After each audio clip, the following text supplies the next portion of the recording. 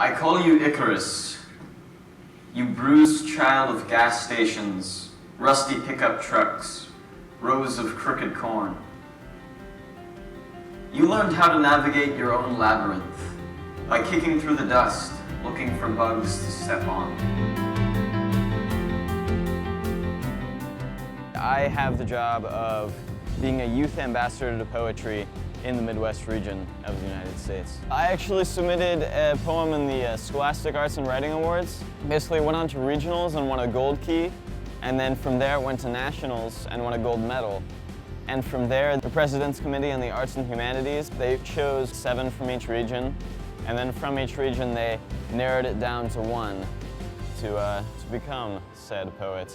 Connecting with the student poets has been really amazing. The first time actually that we got together and saw each other was the day before we went into the White House to meet the First Lady. I am standing on an electrical wire spool that now bare sits lonely in the lot. To be an ambassador representing the Midwest region is something really cool to me because the Midwest has sort of this juxtaposition of like the old and the new. My community service project focuses on the preservation of culture and the prevention of cultural extinction, basically. Because what I believe is that poetry is the purest form of human expression in the sense that it boils it down just to the emotions that you feel.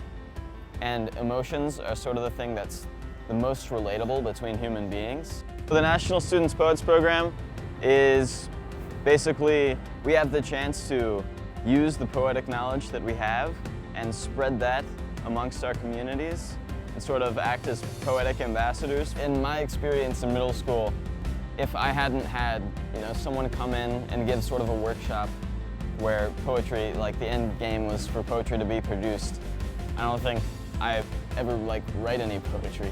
It was the dark ages for me. But to be able to sort of relieve other middle school students of that sort of dark ages that I went through, that's something really special.